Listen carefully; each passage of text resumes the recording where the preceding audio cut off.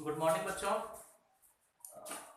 आज मैं इस ऑनलाइन क्लास के माध्यम से ग्रामर में आप लोगों को वॉइस के बारे में बताने जा रहा हूँ। वॉइस क्या है इसके बारे में आप जानते हैं। हिंदी में इसको हम लोग वाची कहते हैं। ये आपका देखिए वॉइस, इसे हिंदी में क्या कहते हैं? वाची कहा जाता है। ओके, वॉइस जो है वो दो तरह का होता है। एक होता है एक्टिव वॉइस, देखेंगे ये है आपका एक्टिव वॉइस और ये पैसिव वॉइस। एक्टिव वॉइस और पैसिव वॉइस। एक्टिव वॉइस क्या होता है? ये आपको टेंस आधारित होता है। आपको मैंने टेंस बता दिया है, प्रेजेंट टेंस का जो भी है tense, simple present, present continuous, present perfect, past में भी बताया है। तो एक्टिव वॉइस और पैसिव वॉइस किससे कहते हैं इसके बारे में हम लोग आज पढ़ेंगे। तो एक्टिव वॉइस का रूल आप देखेंगे, देखिए एक्टिव वॉइस इसका रूल होता है सब्जेक्ट प्लस V1 या V5 प्लस ऑब्जेक्ट। ये आपका एक्टिव वॉइस कौन सा टेंस में है? सिंपल प्रेजेंट टेंस में। क्लियर? ये आपका सिंपल प्रेजेंट टेंस। तो सिंपल प्रेजेंट टेंस का जो एक्टिव वॉइस होगा उसका रूल क्या है? सब्जेक्ट प्लस V1 या V5 प्लस ऑब्जेक्ट। इसको पैसिव में कैसे बदलेंगे? पैसिव में बदलने का नियम क्या है? तो पैसिव में बदलने का नियम आप ध्यान से सुनेंगे।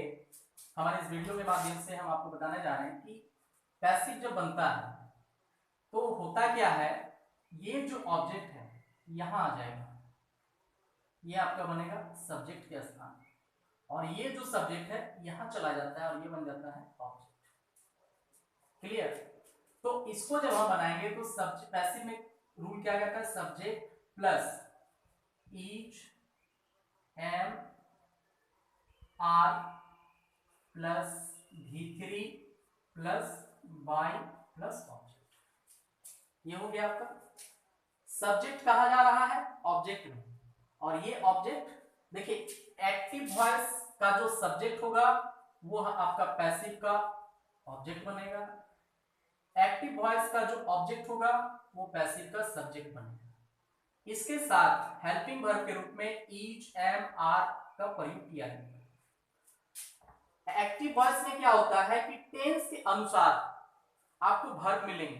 जैसे सिंपल प्रेजेंट टेंस में V1 या V5 का प्रयोग होता है सब्जेक्ट के साथ, तो आप प्रेजेंट कंटिन्यूअस में जब जाएंगे तो उसी तरह से ईच एम आर का प्रयोग होता है एक्टिव वॉइस में।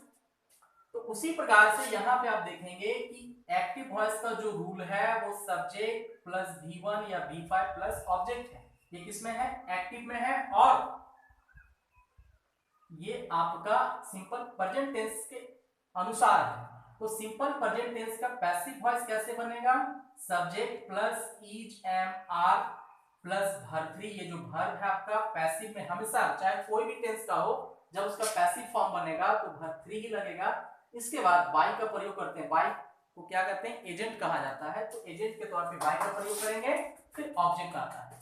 एक चीज आप लोग ध्यान से देखेंगे, कुछ वर्ड है जो एक्टिव वॉइस में रहता है तो उसका पैसिव वॉइस में किस रूप में चेंज करते हैं। आप देखेंगे आई का पैसिव हो जाएगा मी, यू का यू ही रहता है, ही का हो जाता है हिम, सी का हो जाएगा आपका हर, और दे का हो जाता है देम, वी का अस, ईट का ईट ही होता है। तो ये आप देखेंगे कि यदि एक्टिव वॉइस में आई है तो जब हम पैसिव बनाएंगे तो उसका मी बन जाएगा, यू का यू ही रहता है, ही का हिम हो जाएगा पैसिव में, सी का हर होता है, दे का देम, और वी का अस, ईट का ईट ही रहता है। अब चलिए मैं आपको इससे इसी रूल से संबंधित ये जो आपका रूल है इसी से संबंधित एक उदाहरण बता रहा हूं। उदाहरण आप यहां देखेंगे एग्जांपल को, ये आपका एग्जांपल है। सब्जेक्ट क्या है, तो सब्जेक्ट हम मान लेते हैं, किसी को भी मान लेते हैं, आई यू, इसमें जितने सारे हैं उनमें से आप किसी को भी मान लेते हैं, मान लीजिए सी। इसके बाद क्या कह रहा है, V1 या V5। तो आप प्रेजेंट टेंस में पढ़े हैं, टेंस में हमने बताया था कि सी के साथ क्रिया में वर्ब का 5वां रूप लगता है। तो ये जो है आपका सी, आप क्रिया कोई भी कर सकता है, क्रिया किसको कहते हैं, काम को करने का, तो कोई भी काम कर सकता है। तो सी क्या कर रही है, आप मान लीजिए राइट, ये लिख रही है, तो इसके साथ हम लोग एस लगा देंगे, सी राइट्स। वो क्या लिख रही है, ऑब्जेक्ट में आपको देना है, सी राइट्स ए पोएम, वह एक कविता लिखती है। अब इसका देखिए, ये आपका एक्टिव वॉइस है, क्लियर। तो इसका हम लोग पैसिव बनाएंगे, तो पैसिव कैसे बनता है, देखिए ऑब्जेक्ट को लाना है सब्जेक्ट में, ऑब्जेक्ट कौन है, एक पोएम, तो यहाँ पे हो जाएगा एक पोएम। इसके बाद क्या रहा है, हेल्पिंग वर्ब के रूप में इज एम आर, तो ए पोएम चूंकि सिंगुलर है तो इसलिए इज का प्रयोग करेंगे।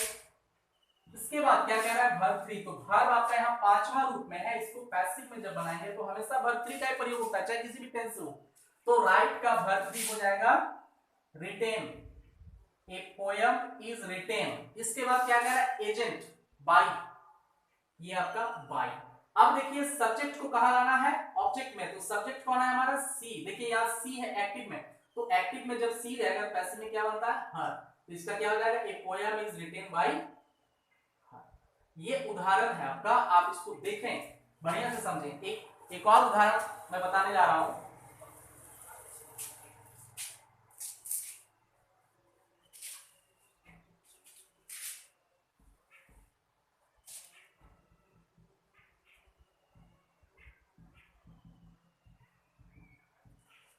दूसरा उदाहरण देखेंगे,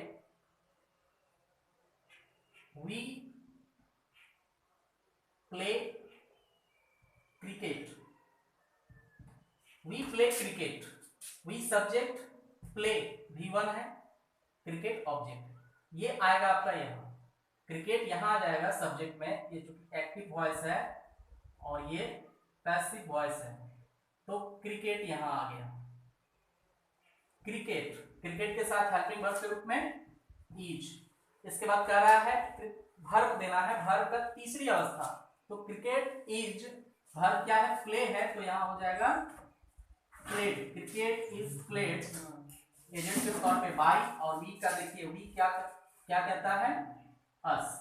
ये आपका हो गया cricket is played by us. समझ में आ गया होगा, मैं समझ रहा हूं।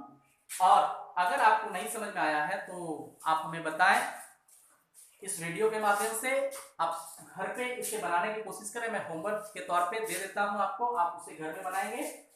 और यदि नहीं समझ में आता है तो आप हमें व्हाट्सएप पे मैसेज करके बताएं कि सर हम नहीं समझ रहे हैं। और इसी के साथ आज का हमारा ये वीडियो समाप्त होता है। Thank you.